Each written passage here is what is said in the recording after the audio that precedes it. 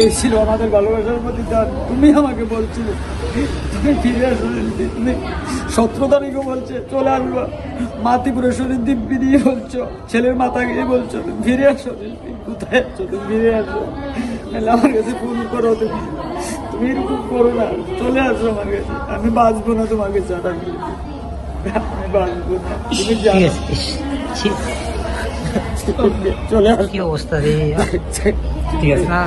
স্বামীর কিডনি বিক্রির টাকা নিয়ে উধাও স্ত্রী। মঙ্গলবার রাতে জনৈক ব্যক্তি উদয়পুর আরকেপুর মহিলা থানায় এসে অভিযোগ জানান তার স্ত্রী নিখোঁজ, এমনকি তারা স্বামী স্ত্রী নাকি কিডনি বিক্রি করেছিলেন, সেই টাকা নিয়ে উধাও হয়ে গেছেন তার স্ত্রী। মহিলার আগেও একবার বিয়ে হয়েছিল, তার প্রথম সংসারের 15 বছরের ছেলেও আছে। এখন স্ত্রীকে ফিরে পাওয়ার আবেদন জানিয়ে কান্নায় ভেঙে পড়েন পেশায় পাম্প অপারেটর উদয়পুর পেট্রা এলাকার বাসিন্দা গোপাল চন্দ্র দাস।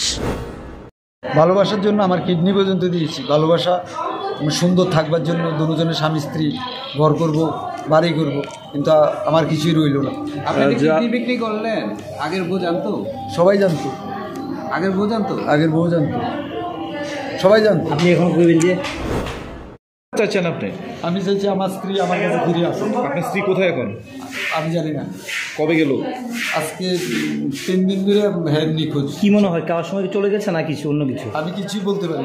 আচ্ছা, আপনাদের মোবাইলেও জিজ্ঞেস করলে করে বোঝা যাবে যে কি আসলে কি তাই না, বোঝা যায় তাই না অবশ্যই তাই না মানে তাইনের বক্তব্য।